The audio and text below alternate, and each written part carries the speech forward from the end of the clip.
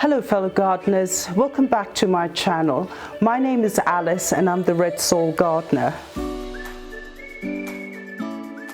Today I'm going to talk about indoor plants. Now the reason why I've decided to do this section, this episode, because I feel it's very important to have indoor plants in your living space.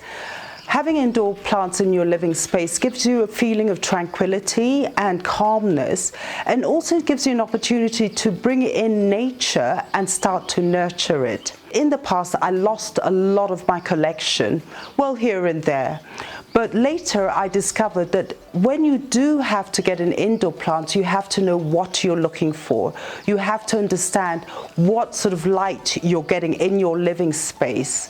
And once you do understand that, it's good to also confer with the nursery or the garden center and make sure that whatever plant you're bringing into your living space is actually an indoor plant. A lot of people make the mistakes, especially new gardeners, is they would go to a nursery and see a flowering plant and they think, oh, I'd like that in my sitting room, only to realize that that plant was not supposed to be in the sitting room. It's actually an outdoor plant.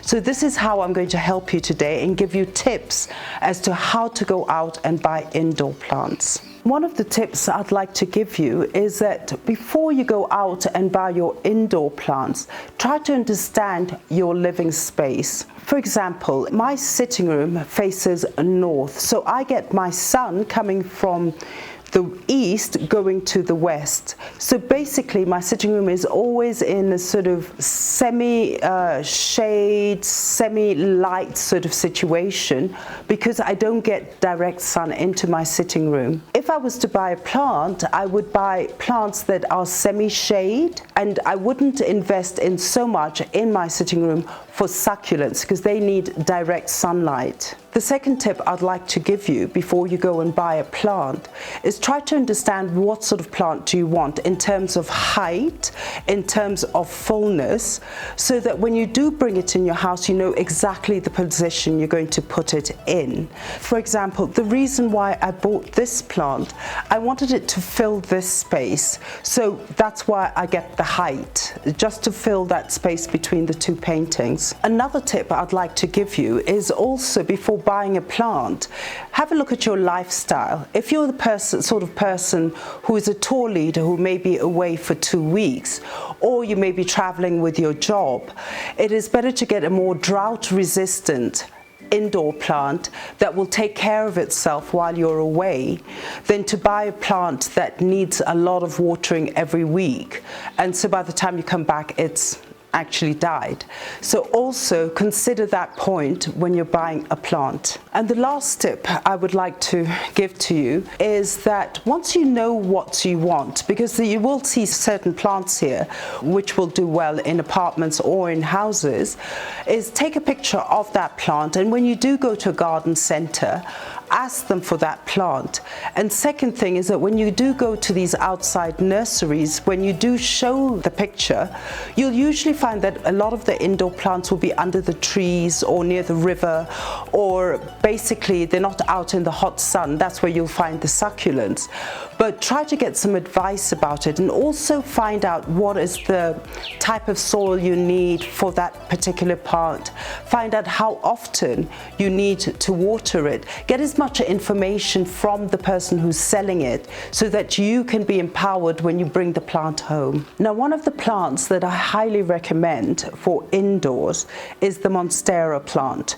It's known as the Swiss cheese plant only because the leaves look like Swiss cheese. The thing about the Monstera plant, it's very tolerant. People have it outside where they use it as a climber against trees or against a wall, but you can also have it indoors. Now the thing about it is that it has aerial roots, and the aerial roots are not the root, but they actually help to collect the moisture as you see them here in my pot. When you do plant it in an aerated soil, don't put it together in a clay soil because then the roots won't be able to expand. Once it takes off, you really don't have to look after it. This has been in my sitting room now for 2 2 months. I moved it in. It is pointing towards the light. That's one of the things that happens, is that when you don't have enough light coming from the east and west,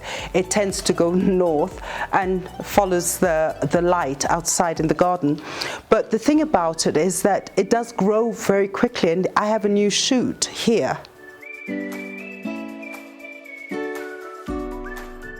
The other thing what I do with my plants is that I clean them, because the Monstera does get a bit dull because of all the dust and everything, is that just take a clean piece of tissue, a bit wet, and rub it down. And then in order not to get any pests, is that what I do is I get a bit of neem oil on a tissue and I wipe it down. That's why it's so shiny. Always keep it clean, because basically it's like a solar panel. The more dust you get, the less photosynthesis the plant gets. So therefore it cannot get its food. Another plant that I highly recommend is the Philodendron. And so I have a few in the house. The beauty about it, again, it's very tolerant. It sort of basically looks after itself for as long as you water it, maybe once a week, depending. And in the cold season, I would water it every 2 weeks, but I always do the finger test. If the soil is dry, water. If the soil still has water, don't overwater, because then in the end your leaves will go brown. Now, this is one of my philodendrons, and it's growing very fast. I've had it for about a month, and look at it, it's just really sprouting. I have a little shoot coming out. And this is the other philodendron, which is a miniature version of another one I had. But this one again is that it gets quite full, and then what I do at least once a month, as I mentioned before, just clean out the leaves, so that basically you don't have any dust. In that way the plant can absorb more sunlight in order to make its photosynthesis and hence its food. The other thing I'd like to recommend is that whenever you do bring plants into the house and you have, for example, what I've done here is it's on my wooden desk. Please, please, please do not use a clay plate underneath, because what happens is that clay does absorb the water as you water it, and it will start ruining your wooden surface. So always either put them in a container or use the plastic plate for the pot. Another plant I would really recommend is a ZZ plant. Now, why I actually kept this one here is I wanted to show you what happens when a plant doesn't get enough sun and then it starts pointing towards the sun, which in this case, my garden. Now, these are new shoots, and they will sort of eventually, I will move the plant to get a more richer color, but this is the original color that your ZZ plant should have. Now, what has happened here is because the ZZ plant hasn't had enough sun, it's grown taller and it's looking for the sun. So what I normally do in a situation like this is I have to keep rotating the plant so that it grows evenly around. Now, what I'm going to do is I'm just going to move this like this.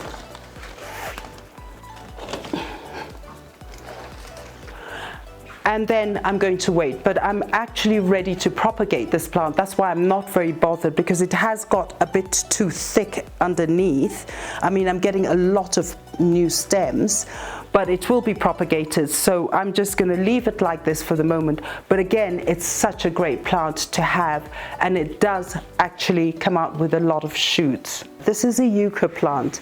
About 2 months ago, I had gone to my sister and she was chopping down her yuccas, and I noticed this one which was going into the compost pit, and I noticed that it did have some rooting. So I brought it home, put it in this pot and put it in this position, because I do have a small window here which brings in the light of the sunrise, and it's actually doing really well.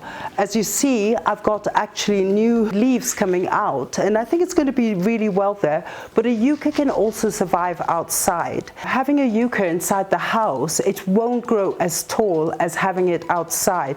That's why I feel very comfortable with it inside the house. Now, we're in my kitchen, and basically I just wanted to show you what sort of plants. I always just love plants around. And in our previous episode, we talked about propagating things like arrowheads and spider plants in water. Now this is what I've done here in my kitchen. I have my arrowheads up above, I have my spider plant up above, and they're all surviving in water. What you have to do is try to change the water every 1 week, because having fresh water just gives oxygen to the plants and they can live there for a long time. And maybe once every 2 months I drop in a bit of fertilizer just to keep it going, but basically they're self-sustaining. And so this is what I recommend, especially when you do have high shelves and it's difficult to climb there and water the plant every time. Just plunk them into the water, and at the same time you're propagating the plant, at the same time you have all that beautiful vines falling down. I've done the same thing in my bathroom because the shelves are very high. I've put some of those plants that we did propagate in water up above, and they're all starting to grow and they're all starting to hang. So now we're in the bathroom, and again, I love to introduce plants in every single room in my house. So in my bathroom, because I get a lot of light in here, I introduced my ferns. Now the beautiful thing about it is, especially on Sunday as I'm taking my luxury bath, I'm here in the bathroom and all I can see are my ferns, and look how beautiful it is.